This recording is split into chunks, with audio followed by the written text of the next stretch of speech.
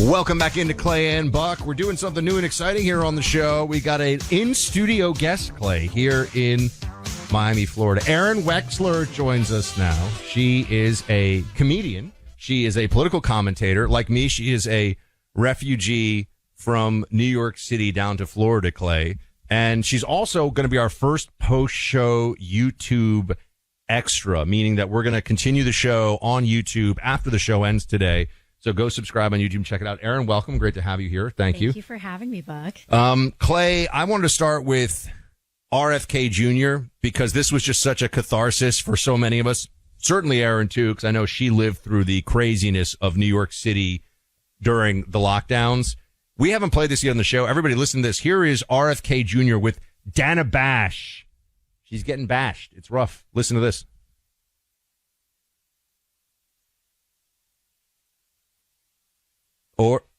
Or not, I guess. What happened, Clay? Oh, we need the number. Sorry. Here, we'll pull up the number of the clip, Clay. You just talk about for a second. Here we go. 12. There we go. You are the HHS secretary, and you are talking about things that lead to vaccine hesitancy in this country. And it is something that causes problems for people when there is not anything. Let me ask you something. Do you see your job as ending vaccine hesitancy, or do you see your job as telling the truth to the American people? I see my job as telling the truth, and the truth is that there is study after study after study. It's one of the most studied things out there in science. You're repeating and it it like a parrot. You're repeating it like a parrot. I've actually read the science. Let's you don't want to come back here and debate the science. I'm not debating this view. Of course you won't. No, because I'm not debating. All you know how to do is repeat things that people told you and say, trust the experts. That's what you did during COVID. Now we know that Anthony Fauci, who was the expert, was lying about everything, about masks, about social distancing, about natural immunity, about the transmission from the vaccine, about the source of COVID. He was lying, and you were punishing people for not trusting the experts. And now you're rolling out the experts again to talk about something that you have no personal knowledge of. Okay, well, guess what? That is my job, to talk to people. Your job is to tell the truth to the American public. Yes, and my job is to get as much information as I can. And what we were doing, skepticism, what we were doing in COVID, and still, with regard to these vaccines, is getting the best information, the best science that we can, and putting it out there. What do you make of it, Arynne? What do I make of it?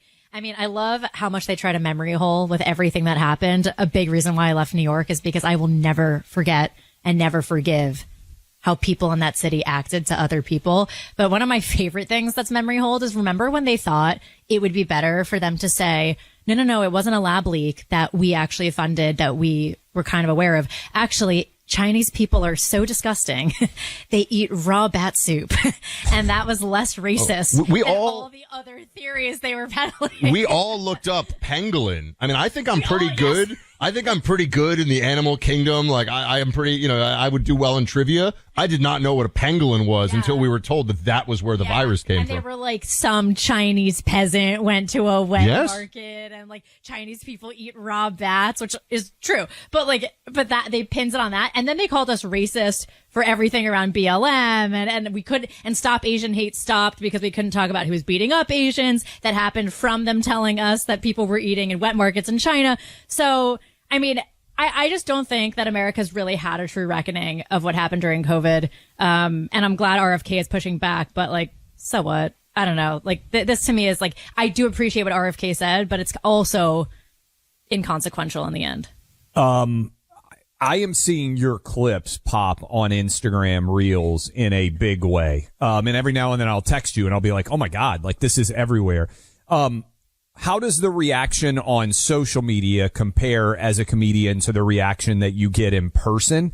And can you gauge in any way who is responding, who's watching these, comedic clips that you're putting out that are getting hundreds of thousands, if not millions of views? Do you have a sense of who that's appealing to?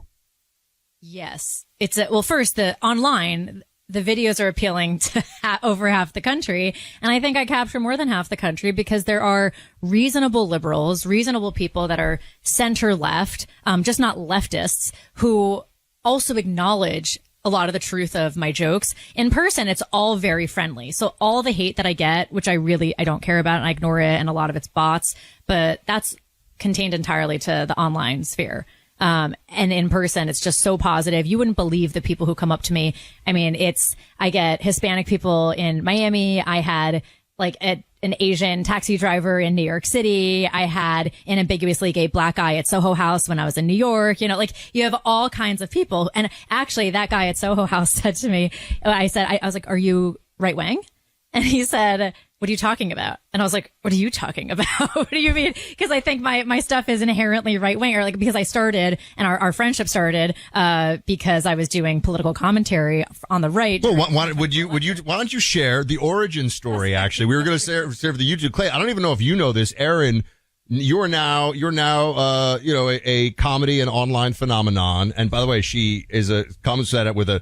Like, I love Nate Bargatze, but he just does jokes. He's not necessarily political. He's an everyman comedian. I love Nate Bargatze. He's very funny, whatever. But you actually tick off the left in a big way. But tell everybody how we even got here, because I think your origin story, both the flight from New York to South Florida, and then, of course, your being discovered, how it all happened. Okay, sure. Well, the reason I'm here when I'm really supposed to be taking August off, and I made an exception, was because your wonderful wife, Carrie, saw my very first viral TikTok, which was within 2.5, 3 weeks of when I started posting online. And Carrie saw it, sent it to you, and you guys noticed the background and said, I think this girl lives right near us in Miami. Yeah, like 100 yards from us, by the way, like across the street. Yeah. It took 2 seconds for a bird to fly between our apartments. It looked like she had filmed it in our living room because the backdrop was the same as her living room. So we were like, hold on a second. Yeah, and Buck and we met for coffee, and you told me, you're like, keep going, keep doing this. And Buck was the first person in right-wing media to reach out and to see the very clear talent that I am. I don't know if everyone can see. I'm doing a little Trump dance over here, Clay. Very exciting. Yeah. But you're doing great with the comedy circuit, which we love to see. Because, we had Clay and I, we had the young Washington director on Friday, and we're so encouraging. Look, we have to be active in the culture. We have to have people who, you're out there, your clips now. So the clips, that's just if audience likes it. I mean, Clay and I were talking about this, but the comedy clubs, some gatekeeping going on if you're conservative. Tell everybody. Yes. So people have no idea when they look at my clips, and that's part of the magic, right? A lot of what we do in content creation, what you guys do hosting a show, there's a lot of nitty gritty behind the scenes that we don't want people to see, because we want them to, people have tough lives that are full of friction, and I just want to give them what they come to me for. But people should know that when you see me on that stage, I am kicking down so many doors to be on that stage. I am fighting for that stage time, and I'm dealing with defamation after. So I have all kinds of things going on. One example is there's a comedy club that's very well known in New York, and I'm not allowed back to one of their locations because of a trans server who was offended just by my existence when I performed. I didn't even make any trans jokes, but now I wish I had. You might have to go back. I have to go back. And I actually went to the club to talk to the booking manager who's not allowing me back. And I asked him, because I had no idea why I wasn't allowed back. And I am a very confrontational person. So I went to ask him what was going on. And he said, you offended a trans server. And I said, well, I didn't even realize there were any trans servers. Is that not gender affirming care? There we go. And I asked, what kind of trans are we talking about? And he said, it's born a woman, now a male. And he is very upset. And I was like, well, she is very upset. He's like, well, if this person wants to convince us that they're a man, maybe they should stop acting like a little girl. Oh. And that also, so I'm banned. I'm still banned. So this is a perfect segue. Clay, I got to hand this to you, because Clay is now shocking the whole internet and going viral because he has a trans sports team. Clay, just you tell her what's going on. Yeah. So, by the way, we may need to get her audio 100% queued up according to the chat, but I will tease this as we go to the break here. I think, Arynne, you're aware of this, but the WNBA has now said publicly that men are allowed to play in the WNBA, which feels like such a comedic wheelhouse for you. But I'm actually curious. I want to get your take on why women are so quick to give up what is unique about being a woman. Men in general, I think most of us out there kind of feel sad for a woman who wants to identify as a man, because that person is never going to be as big, as strong, as fast as a normal man would be. I mean, that's just the reality. And yet women are so quick to say, oh, you're just like us. I want to figure out why that is, get your take on it. I want to also tell you, if you are out there right now and you love steak, as I bet Aaron does, as I know Buck does, because he's going to be buying me another steak because Kamala is going to be running for president, you can get hooked up right now with Good Ranchers. They partner with local farmers. Ranchers deliver 100% American meat straight to your door, pasture raised, no antibiotics, no added hormones. Ben and his wife Corley have built a great American company filled with great American meats. For a limited time, you get $50 off your first Good Ranchers order. That means you can build your own box starting as low as $129. Go to goodranchers.com/clay. $50 off anything on their site. That's goodranchers.com/clay. I promise you're going to love this company. I love it. You will too. You can also get double the free meat with every order on top of the $50 off when you start a plan today. Go to goodranchers.com/clay. That's goodranchers.com/clay for $50 off. Good Ranchers, American meat delivered. Miss the show while you're on the go? Wind down your day with the Daily Review podcast. Find it on the iHeartRadio app or wherever you get your podcasts. 710 WOR. An iHeart radio station. I'm Curtis Sliwa. And I'm Larry Menti. Iran pushes back on Trump's talk of renewed negotiations. Plus, Jimmy Fallon and Leonard Skinner and foreigner tickets in the 8 a.m. hour. Curtis Sliwa and Larry Menti in the morning. Tomorrow, 6 till 9 on 710 WOR. Here's the deal. The government is over $38 trillion in debt, which means the IRS isn't slowing down. And the tax code is complex and unforgiving. So it's not surprising if you're one of the millions of Americans that owe back taxes to the IRS. Unfortunately, they're the world's most powerful collection agency, with the ability to garnish your wages, seize your bank accounts, and even take your home or business. But don't be stressed or worried any longer. We're Optima Tax Relief, America's most trusted tax resolution firm. We have resolved over $3 billion in tax debt for our clients. Our award-winning professionals deal with the IRS every single day, protecting our clients and preparing them for the best possible resolution. For tax help you need, for tax help you can trust, give Optima a call today. Call 800-249-2755. That's 800-249-2755. 800-249-2755. Optima Tax Relief. Some restrictions apply. For complete details, please visit OptimaTaxRelief.com. The YMCA is just a starting line. For the true self blooms only when we find our purpose, what makes us tick below the surface. My why is diversity and unity, a safe space in my community, living with sincerity, giving every day my everything. With my why, I stand strong, seen and supported all along. It's a million faces in a mirror and everyone belongs. Find your why. Learn more at ymca.org for a better us. Free shouldn't come with a catch. With iHeartRadio, it doesn't. No monthly fees, no trial periods. Radio, music, podcasts.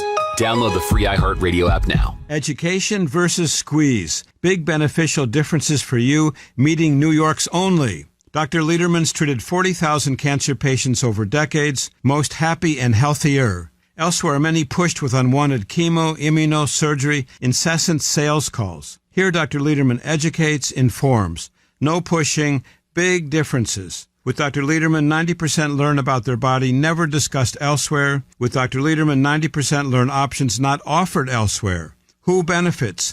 Those seeking cancer treatment. Consider your second opinion with New York's only. Dr. Lederman educates, informs, discusses all options, often hidden elsewhere. Most insurances, Medicare, Medicaid accepted. Experience, education, options from Dr. Lederman. First in America with body radiosurgery. Meet Dr. Lederman if you wish. 1384 Broadway at 38th. Call 212-CHOICES, 212-CHOICES, New York's only. Reset your preset on the iHeartRadio app for 710 WOR. And watch us up on demand.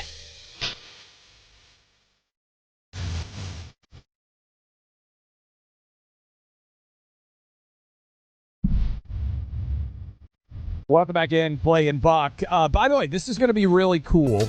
We are going to roll with Arynne on into our YouTube channel. So if you want a YouTube exclusive, we're going to start doing some of this cool stuff. We had record audience today, and we're going to continue to roll with Arynne going forward. You'll be able to see it on the YouTube. It's YouTube, just to give everybody the URL in case they don't have it, youtube.com/clayandbuck/live. Click on the live tab. Okay. So I was asking you this. Men, I don't think there's the same level of issue with trans-related issues because most men just kind of feel sorry for a woman who is deciding that she wants to identify as a man. Women seem compelled to just give away all that being a woman represents and say, oh, you're just like us. Why? What are they doing? What has happened here? There are a few things. First, thank you for asking me in a short segment on the radio to explain why women are the way we are.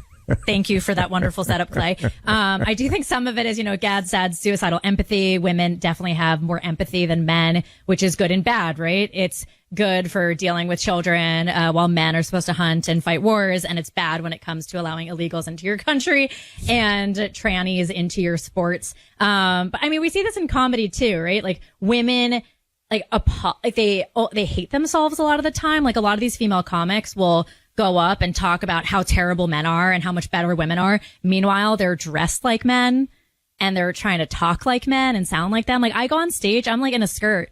I'm in a dress. Like I'm not trying to dress like some androgynous frat bro. So, I mean, we see this everywhere, but if they're going to allow men into the WNBA, then it might actually be worth watching. So I'm looking forward to that. And also, I actually think there were studies at one point, but I can't be certain. It may have been made up, but I think there's a study that says that when men are interspersed with women in workplaces, they behave better because they want to act nice around the men. So I actually think we might get a massive improvement in behavior from the ladies. I will tell you something, Clay, and Clay's going to make fun of me. In fact, everyone listening is going to make fun of me, but I want to contribute to this conversation.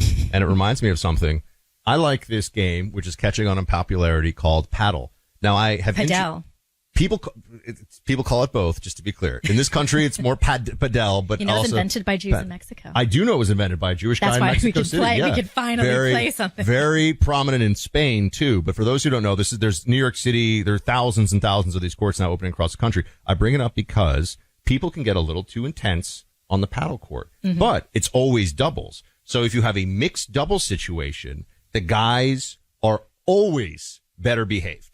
Doesn't matter, even if they don't know the women or whatever, because there's like round robin tournaments and things. Right. But when there's 4 dudes, it turns into fist fights. The guys actually behave better when there are girls on the court, I will say. I actually just think what we're saying is the world works in a balance when there are men and women. And right now, what the left has effectively done is make everyone androgynous. And so we're just like all weighted in the middle as bisexual Harry Potters.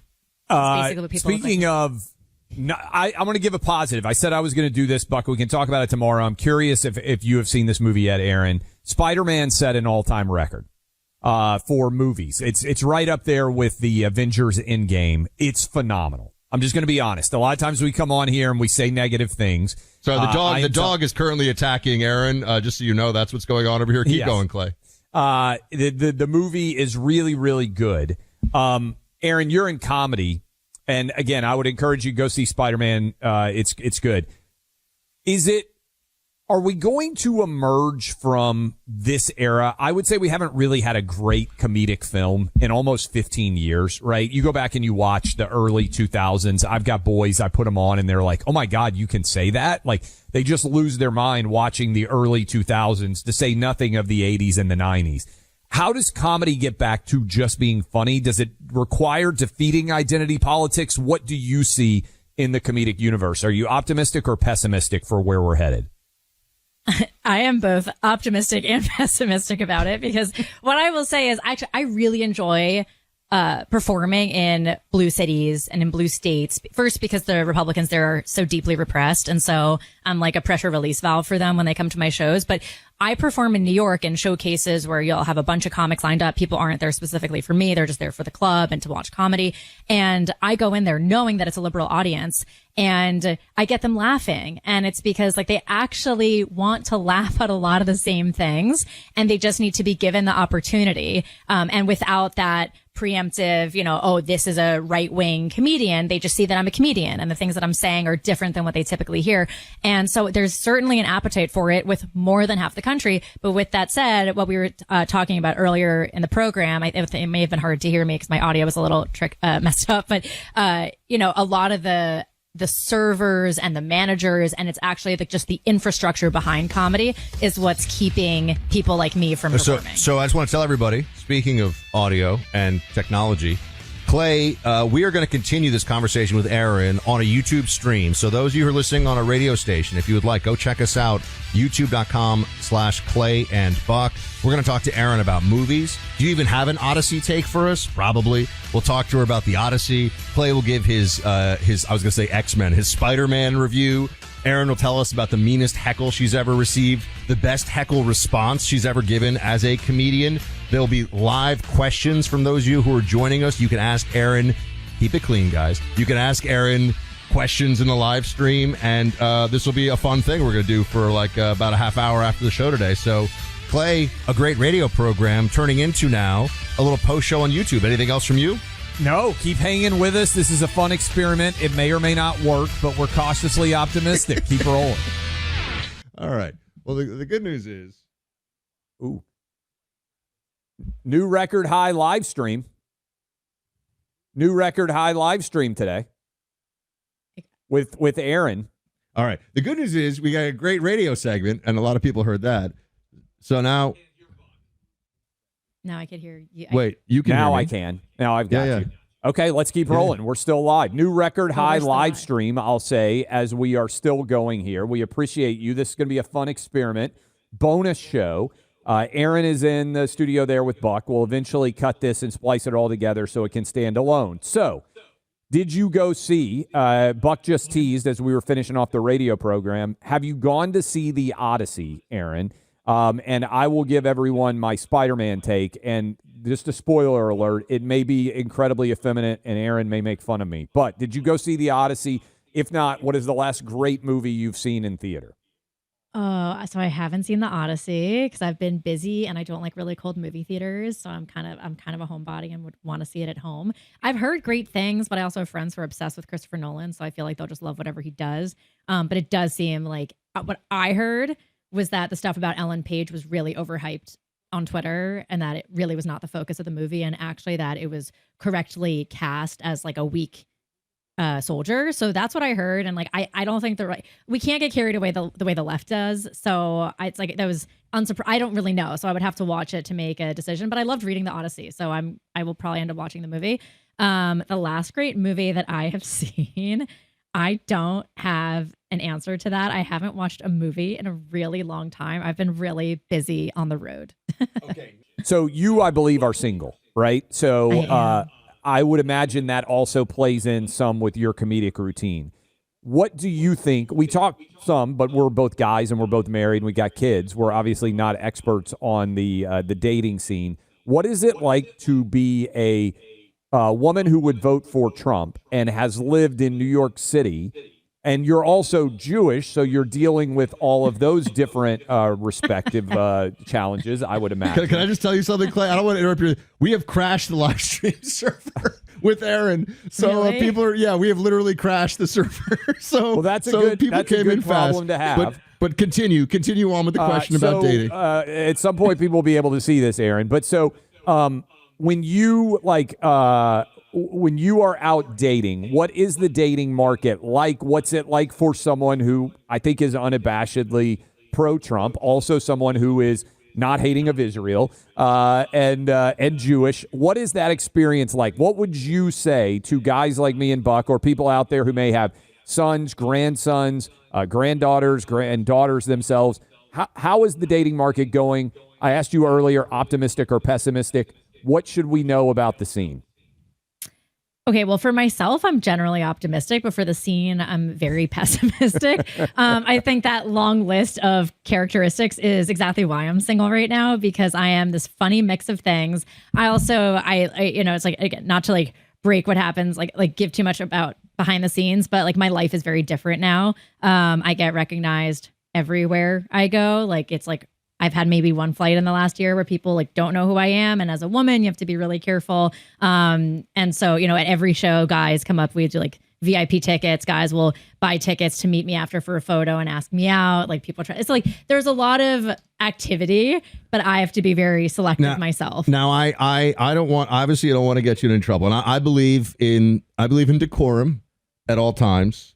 And hopefully, Clay, by the way, people will be able to listen to this certainly on playback, and because yes, again, we have crashed the server. How many people tried to join? Thousands all at once. We had thousands of people. We've only been doing this for 2 weeks, and we had several thousand, I believe, tried. To be fair, this is a fun experiment. We have never told people, hey, the show is ending. There are millions of people that are listening to the show, and now you have an opportunity to go and watch on video at the continued conversation. We've never done this before. It seemed like a fun experiment. It's a good problem to have. I'll tell you this, Buck, when I launched Outkick like 15 years ago, the site crashed, and I was like, I knew this was going to happen. There's lots of different technicalities. We screw up a lot of things, but it's fun because we're experimenting. But so you were leading in like on the question there. So how do you decide, right? Like there's a lot of men out there. Buck, you've experienced this. I bet a lot of the women who will see this have as well, where men pretend to be feminists. If you were giving men advice, Buck and I have made fun of male feminists, like, because that's their only lines. Like, oh, I'm so into women's empowerment, stuff like that. We're like, oh, okay, buddy. Like, and now you're going to ask for her to pay half the ticket and everything else. What would you say are no-nos as a single woman that you have experienced that happens too often for other single women? So I'm not speaking from personal experience, because I have generally had very positive experiences, and I think I attract usually like the right kind of person. But in general, what I would say is we don't want the right swinging too hard in the other direction of the feminists to like the anti-feminist, where it's like women. I've actually said that like the trad wife movement. I said this on Roseanne's show recently, that it's conservative kink. It's like it's just BDSM of men who want women who are just like totally silent. They're there to like make you a sandwich, have sex at your beck and call, and like that's it. And like that's fine if that's what, like that's totally good if that's what you're into. Just like don't pretend that it's something that's like religious or like this Norman Rockwell painting that you're living in, like that. It's like I just think I have seen some influencers who it's not clear if they are pushing the word of the Lord or they are pushing their boobs together in a milkmaid's dress. Bra. Yeah, 100%. I've seen. No, by the way, I don't go looking for this. I want to be clear. Yes. This appears in my algorithm because they sneak it in under the conservative values thing, and I'm like, that cross is stuck between a lot of cleavage there, and that's the bigger thing. the cross, the bigger Lord is a fan of boobs too, I have to say. I think all men love boobs. Even the gays love boobs. It's true. But all to say that, and also those women, just to say, men, like you want a guy who respects you and will take care of you. And I think now so many guys are so afraid, and some of that's women's fault, that women like record things and reject men. And, so like when guys ask me out at a show, I will very politely decline. And I'll always say, unless they're rude, which is actually never happened to me. But if they were rude, I would address it differently. But when someone asks me out, I say, thank you so much. I really appreciate it. It's great when people put themselves out there, because I want them to have like a positive experience of asking a woman out, so they will go and ask another woman out and not feel flatly rejected. So my advice actually to women is, when a guy asks you out, if you're not into him, just be nice and say thank you, but I'm not interested, and move on. And you don't have to make him feel badly about himself. So see, Arynne is a proponent of the HR text, so to speak. She likes the appreciate your interest. However, don't call us, we'll call you. My only corollary there would be, I'm seeing someone right now, which can be a total lie, but lets the guy off. I don't like lying. I don't lie. You're always kind of seeing there's always somebody who's in the mix that you could theoretically like under oath. There's always right? It's true. There's always somebody. It helps. That helps the guys. Like, I just am not interested in you because you're fat and ugly and bald. Like, that's honest potentially, but not necessarily the best. All right, I want to ask you this. So Buck goes to a Miami gym where you're in Miami a lot of the time. I know you're traveling for your shows now, where the girls legitimately work out in their underwear. I mean, it is one of the great. And by the way, this is happening. I am appalled too. I am appalled, sir. Okay. I will have you know. I know you're very upset. Very. We're aghast, just Clay's jaw, by the way, in my gym on. I know where you go. I know where you go too. So okay. So all right. So they're in their underwear. They're working out, and they're recording themselves sometimes. Right. Okay. So I want to get your. This seems like great comedic responsibility. So the new thing that it goes viral all the time is girls in their underwear doing like squat thrusts are upset that a man who is in the gym too would notice, right? So, but I think this is super fascinating because I don't know who they think is watching their workout videos, but it's not someone getting like better ideas on form. It's probably dudes seeing a hot chick in her underwear doing squat thrusts. So they're fine making money with it, putting it on the internet where men look at them. But if a man looks at them in the gym where they're doing that in front of them, they try to shame the man. Do you think the women believe that it's women watching them working out in their underwear? Or what is the disconnect there? They're fine being objectified on the internet where they don't see it, but being objectified when they see it with their own eyes is like a different standard. What is your analysis of this behavior? Am I wrong? What am I missing? Or am I correct? No, well, it's one of the most annoying trends I've ever seen because when I go to the gym in Miami, I feel like I'm dressed like a schlub compared to the way the women dress here because it's not normal the way they dress. And then I was in New York for a lot of the summer, and what I was wearing there felt like way too hot for the gym in New York because of the way people different dress standards, there. Yeah, true. Very different standards, very different decorum.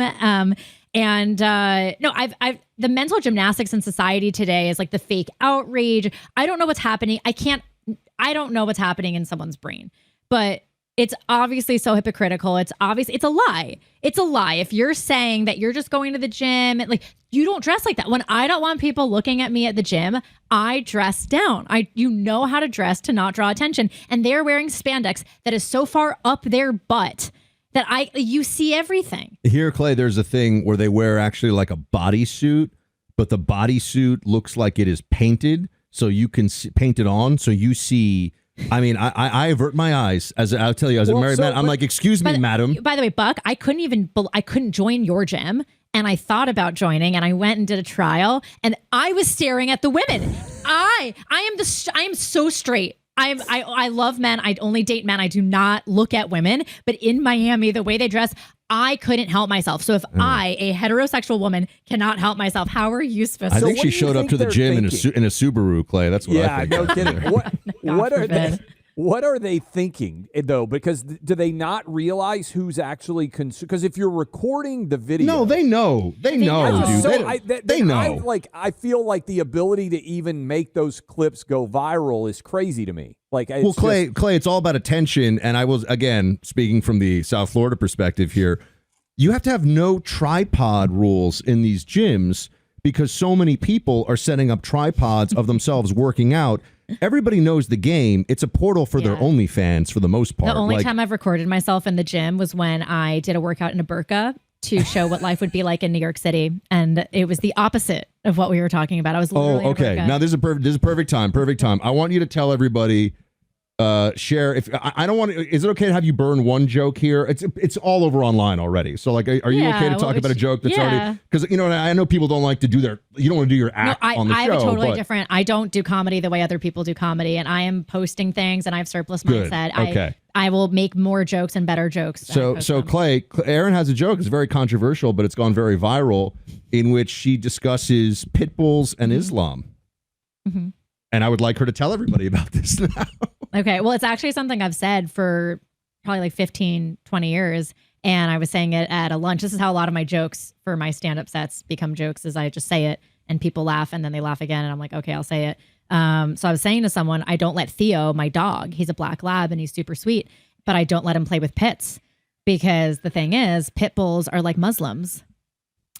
It's not that they're all violent, but almost every violent attack happens with them. And then I continue on to talk about how they're the Al-Qaeda sleeper cell of dogs. And, it worked out so well in all the European dog parks. So we should certainly bring them into all of our dog parks here. And is this the joke that has gotten you in the most online heat, bot or not? No. Well, by the way, I was very concerned about the backlash from the pit bull owner community from this joke. And most pit bull owners commented. There were a lot of comments saying, I'm a pit bull owner, but I loved this joke. So it was very positively received. I'm sure one day there will be a fatwa on my head, but the day has not come yet. But no, I've actually I got in the most trouble when I was at the White House the spring of 2025, and I was in this sort of like influencer. I hate saying this because it's like I don't pretend to be a journalist. Just say it. We're safe space here. No, but I don't pretend to be a journalist, and they kind of threw us in a room with Caroline Levitt, who was very gracious and gave us some time, and we asked questions. But there were a lot of things online about like, why are these influencers asking questions? We didn't know we'd be doing that. So like, I wasn't trying to pretend to be a journalist in any way, but we're in the room and Caroline opens, she always gives this wasn't the Epstein binders. This is a different I thing. was not there for that. Yeah. I was invited to that and I was not there. I did not go to that, but that was a rough one. That was a rough one. Yeah. Thank God I did not attend. But I went to just like 100 days of the admin, and Caroline opens the press briefing doing the, usually she gives an introduction of some background of things that are going on. And she was talking about deportations they were doing in Florida. And she called on me for the first question. And I said, Caroline, I can attest to the fact that the deportations are working because my Uber drivers finally speak English again. And which, by the way, no, they don't. But I'm a comedian and I take every opportunity to a make little artistic license. Yeah, a little artistic license. And so I said that, and people have to imagine this. You're in a room of 10 people and it's silent. And so I make this, and everyone chuckles in the room. Everyone laughs. Caroline laughs. Sean Spicer's sitting next to me. He laughs. Winston Marshall, everyone's laughing. And I leave the room and my phone is blowing, because our phones, when you're in the White House, like you can't have your phone. And so all of the phones are away. And I walk out, my phone's blowing up. I'm getting so many death threats, and my Instagram to my website. I was put in touch with the FBI because I was getting so many threats over this, saying you won't need Uber anymore over that joke. And then I put it on Instagram because I just can't help myself. Good for you. Yeah. By the way, that wasn't. Isn't it so funny? It's always not the craziest case. thing I've said. That's not even the thing that you would think would get you in the most trouble, and yet that's the thing. Well, I think it's probably a function of the audience is not who it normally is. So, like, the audience in that room laughs, but then the people who are watching at MSNBC, it's like my boobs comment, right? Like, they just just fall down on the fainting couch, and they're so utterly offended. You mentioned that you won't lie, even though you should when you're rejecting these poor guys that are asking you out. You should. We're back to dating. Clay really wants to get into the dating. I don't talk. By the way, Clay, I want to correct you with one thing quickly. In my shows, I never talk about dating. I don't talk about my body. I don't talk about intimate things that adults do together. I don't talk about those things because everyone does, and I actually just talk about like culture and like trans school shooters. Like I just like talk about very different things. Well, that's where I was going to go back on the trans related issue. Buck was talking about it earlier on the program. Chappelle did a whole bit of talking about how absurd it is, right? The fact that you've got men pretending to be women.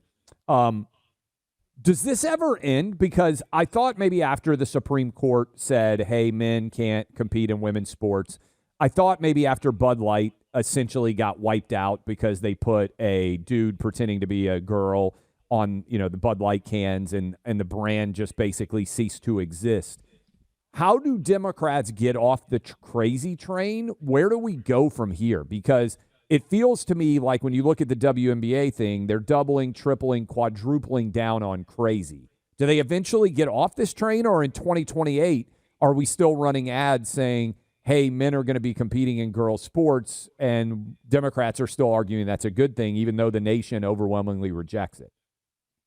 So I hate to give such a negative answer to this, but I will give you an honest answer because I can't lie. And I've been saying since early spring 2025, basically just a couple months after inauguration, that we were already losing the culture war. We were doing things that were just for like the inside joke of people that were already on our team. The reason what Republicans need to win, especially in 2028, is the wide tent that we had in 2024. What the Democrats need is they just need their base to go and vote.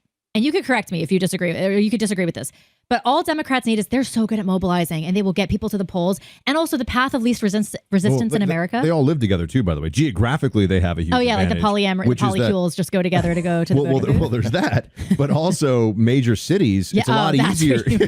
She goes right to like weird sex stuff. No, I think it's a lot easier to have voter mobilization when you have tens of thousands of people per square mile. Yeah, no, by the way, of course, like the right-wing way of like the individualistic thinking, like they definitely like herd themselves together and just like, I mean, but then it's effective because that's how you get Nancy Pelosi keeping order in the House and getting the votes. We can't get anything, and we have both chambers. So it's all to say that what we need on the right is we need that wide tent, and we need the moderates to vote with us. And I don't make the rules, and I wouldn't make it this way, but the path of least resistance in America is if you want your life to be easy, you're a liberal. You want to be accepted in society, you're a liberal. Also because the right makes it easy for you to be liberal, and we don't hold it against you in the way that the left holds it against someone who's the value proposition for just defining yourself as a liberal is high. And most people just want to fit in, and they just want life to be easy. And so I don't think it matters what the left does. They might have been crazy, and they certainly are being super, super crazy, and I make fun of that all the time.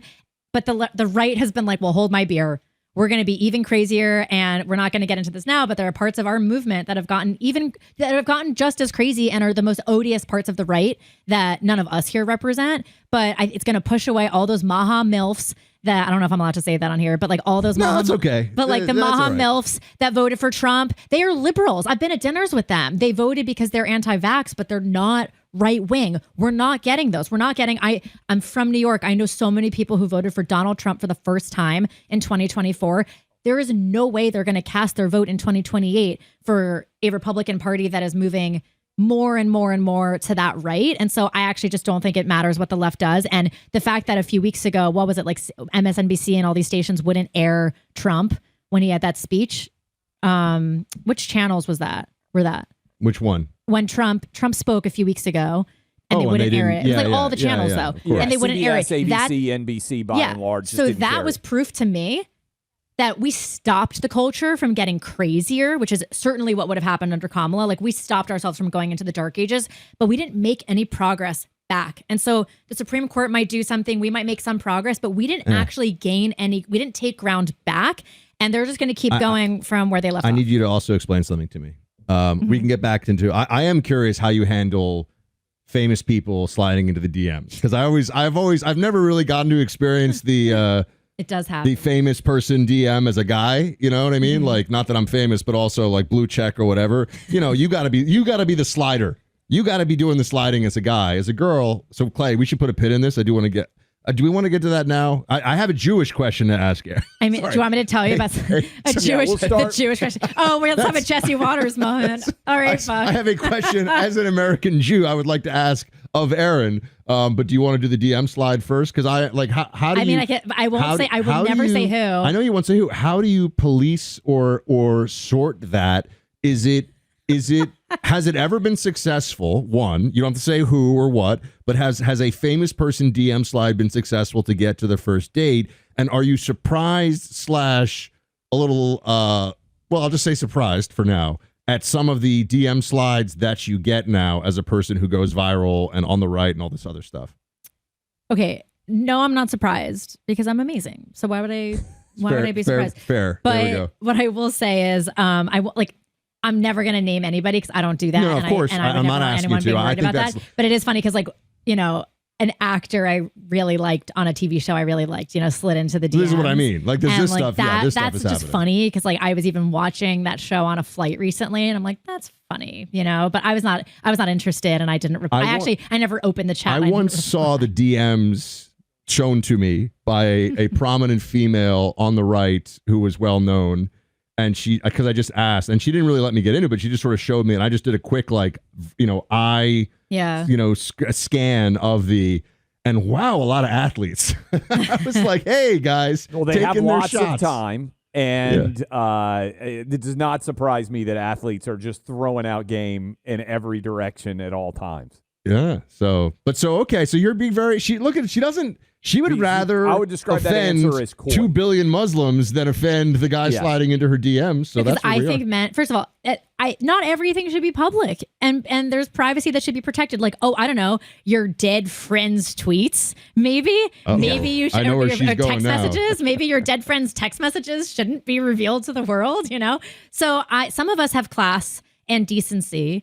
And we don't say everything that we could. Well, I was going to ask you, sorry, I'm not going to phrase it as the Jewish question. I was going to ask you about Jews in America. How can they not understand that the left is no longer their friend at all, and that the left will consume them too? It's just a question of when. Like, Bernie's so old, he's never going to change. How can you be Jewish 20-something, 30-something in America today and not understand that the Democrat Party has completely betrayed you? I really don't understand it because I've always been a right-wing Jew since I was sentient.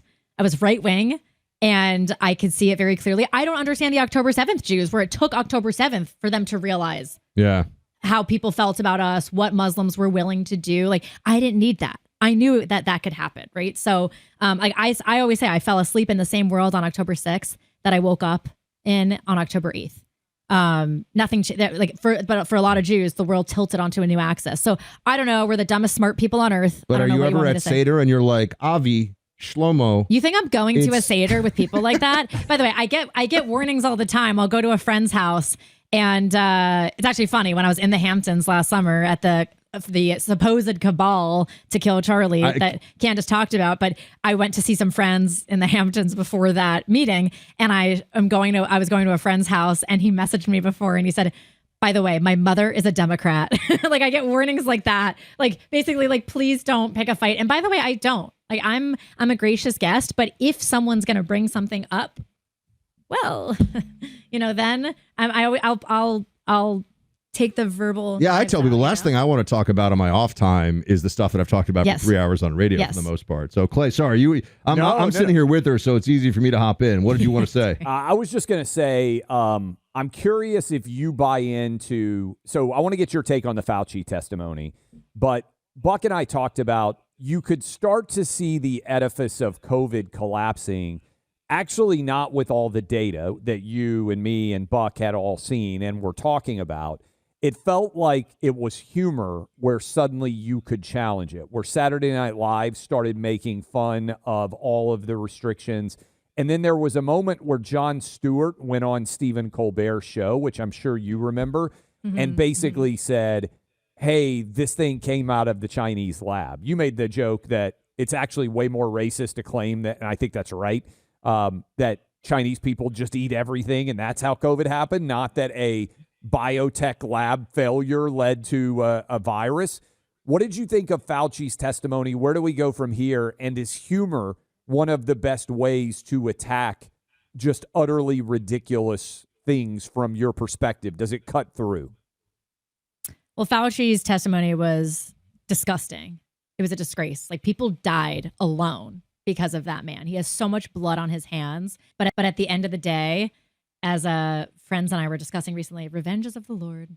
Revenge is of the Lord. Although sometimes he needs help. And sometimes people are meant to be vessels of the Lord, and we're supposed to help carry out that justice. But this is where the left is really good. They are good at getting things done. And the right, like, what we need the Nuremberg trials of COVID, and we haven't done that. We're never going to. This is my big complaint. I don't even need Nuremberg trials. Or any kind of a trial. I mean, that would be nice, but that's never going to happen. We don't even have an official, for the record. We did a total deep dive into all of our actual data without, fear or favor. Looked at the numbers. Here's what you need to know about masking as a policy. What was true. Here's what you know about vaccines. How long were they effective, like at reducing transmission? It was like 2 weeks or something, or 4 weeks, and then it was a joke. All these different things. That the Trump administration hasn't done that yet, and that I do not understand. I think in part it's because he still loves to talk about how awesome Operation Warp Speed was. Yeah. Because that's like, he likes to dunk on that, and that's Trump, and that's who he is. But they would, Clay and I've talked about this. If we hit it was basically a very bad flu, in terms of fatalities and everything else, and flu can be really nasty. You can have, hundreds of thousands of people die from bad flu.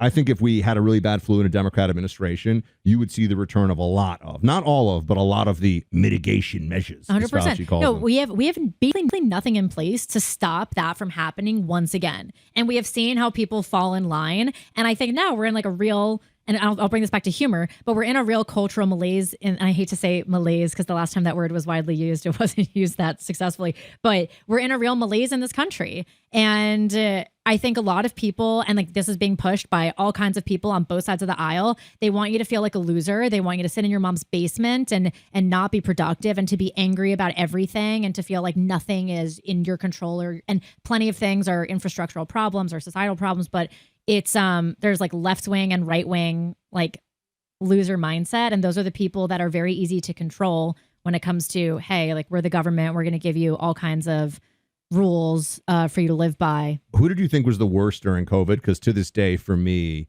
the airline attendants, the flight attendants who policed the masking up too slowly, because they knew you had to unmask because they're feeding you and giving you drinks, right? And that continued. By the way, when you're all taking your masks off at the same time, right? Well, of to course. Eat on the flight, right. Not even staggering. You're not staggering it. Yeah. But to me, that was the you are a Soviet gulag prison guard. You're enjoying this.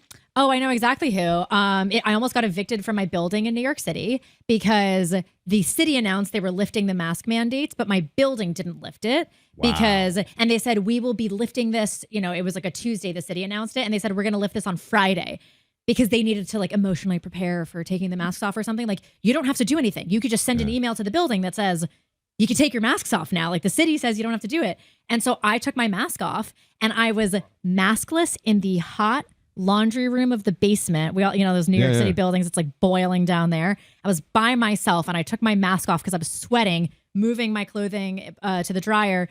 And I got a citation from the building and I got fined saying I owed money, like $100 because I took my mask off by myself in the laundry room when the city had already lifted the mandate.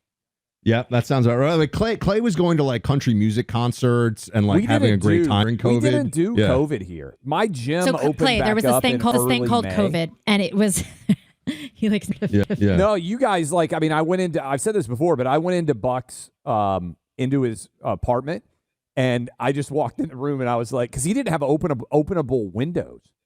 I would have lost my mind if I had just been basically in a cube. With the only reason to live in New York City is so you can, unless you're super wealthy and you can have a really great place to live, it's to experience the city. So if they take away the city from you, you just live in a tiny cube in a building with nobody else. It's miserable. I understand why Buck was practicing TikTok dances by himself in his in his. I got pretty good at the shuffles. I also wanted to ask you about Mamdani because today on the show we talked a bit about the Mamdani marts, the Bolshevik bodegas, you just go all day with bodega. This, the communist quickie mart, the you just go with all these different things. You have young people that are around you. That sounds like we don't want to talk radio. We do too, but you are among the youth in the TikTok and Instagram sphere, and you're sort of seeing what they're saying. How do people square the fact that that the cost of living in New York, specifically rent, is higher than when he took office and only going to go higher with young people who voted for Mamdani did so because he said he was going to lower their rent? Like the fundamental, this should be like Trump being like, forget about a wall, we're building a welcome mat. Like everyone comes illegally. The fundamental promise of Mamdaniism is clearly not going to work as advertised, and they seem to not care. Well, because people don't want to believe what they don't want to believe, right? Like that's it. Like most people just don't want to deal with reality. And I think right now what everyone needs in this country, and why I'm doing comedy and why I'm so happy to be doing this at this moment of time, is people just need to feel better. Because you don't get a Mamdani when people are happy. You don't get a Mamdani when things are good. It's because people just want to change. And he was there saying something radical and different. And that's why we're going to have a very hard swing back in the midterms, I think, Yep. and in 2028. By the way, I don't. I'm going to say this. I'm going to say this on the live. Or it's not a live stream. Now it's turned into a video that people can watch on our YouTube and also a podcast because we broke the server apparently. I broke. Yeah, you did. Yes. You did shut down our server somehow, which is amazing since YouTube. But it's good. No, it's amazing. Yeah. We've done that with advertisers tomorrow, which we always love. Like their website crashes because we send so many people the first day. Anyway, no big deal. NBD. But I completely lost my train of thought there. We're talking about midterms. Midterms. Thank you. I wanted to get my midterm prediction here. Clay is always optimistic, by the way. Although he was optimistic about the Iran war ending, so there is that. Clay is optimism. I am more pessimism about these things. I think that we are quietly getting ready for a super disappointing / horrifying midterm result where we are definitely Texas losing. can flip. We are definitely losing the House, and the Senate is going to be Yes. razor thin. Could go if we lose the Senate and the House, Trump's second term is over. I mean, there's nothing. It's all done. Like at that point, you're just in an election for 28. And by the way, there's a lot of stuff that's going to come out about this administration next year in preparation for the election year that is not going to be helpful. Yes. Well, I've said this before, but the right acts like the dog chasing the car, and then it finally catches up to the car and it doesn't know how to drive. That's what the right has done.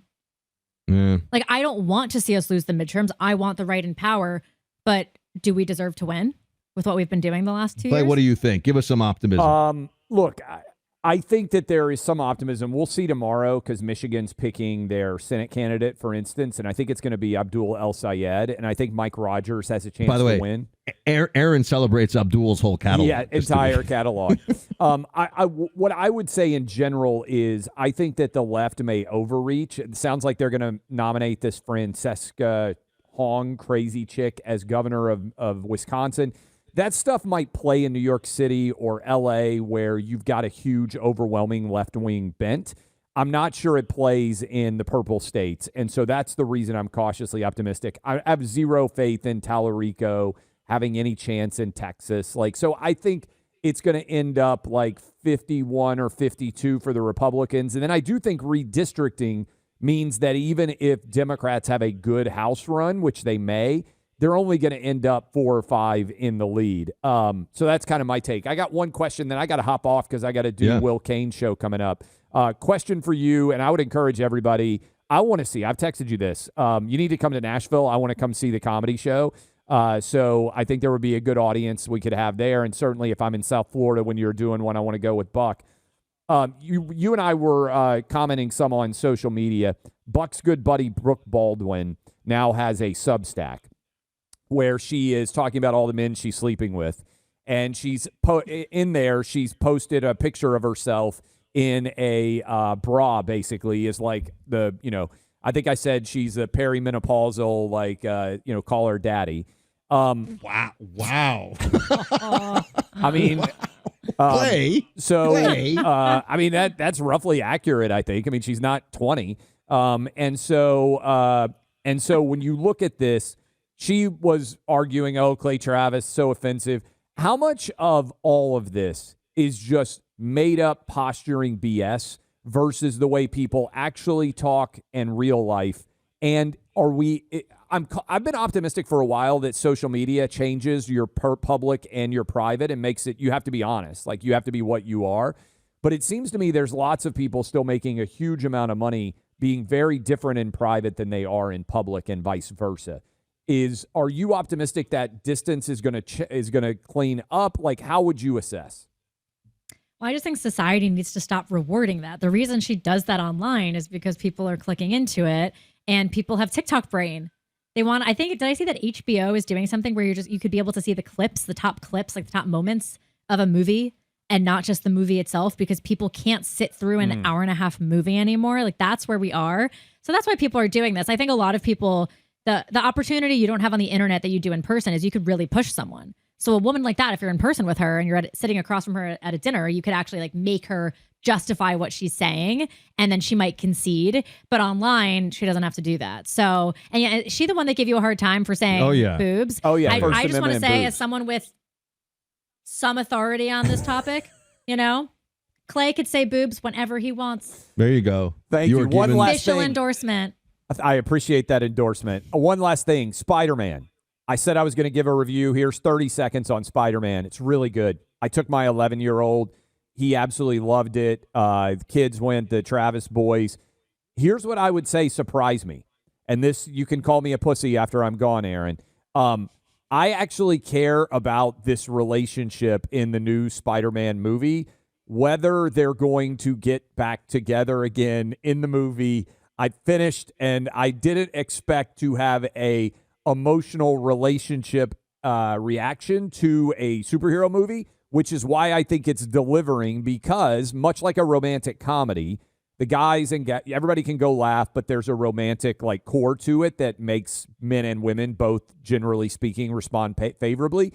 I think they've managed to nail the superhero, which gets, let's be honest, a lot of dudes, right? A lot of young men, everything else. But there's a love story that they've managed to intertwine here, which is somewhat rare as these things go for a superhero movie, which is why I think it's having potentially the biggest movie of all time kind of success. So that's my take. You can make fun of me, but I care about the Peter Parker and what's her name, Mary. Aaron appreciates that you have so much faith in her and in the friendship here that you would share something, Clay, so intimate about your heart. Men need to be a little. You need to be a softie sometimes. Oh, you got to have that. Yeah, you have for to sure. have it. Yeah. Where should folks go to follow your stuff? Are you doing some live? No, you're off now, but you'll be back in the fall. I'm off for August and a lot of September. But generally, you could go to ArynneWexler.com. It's ARYNNE.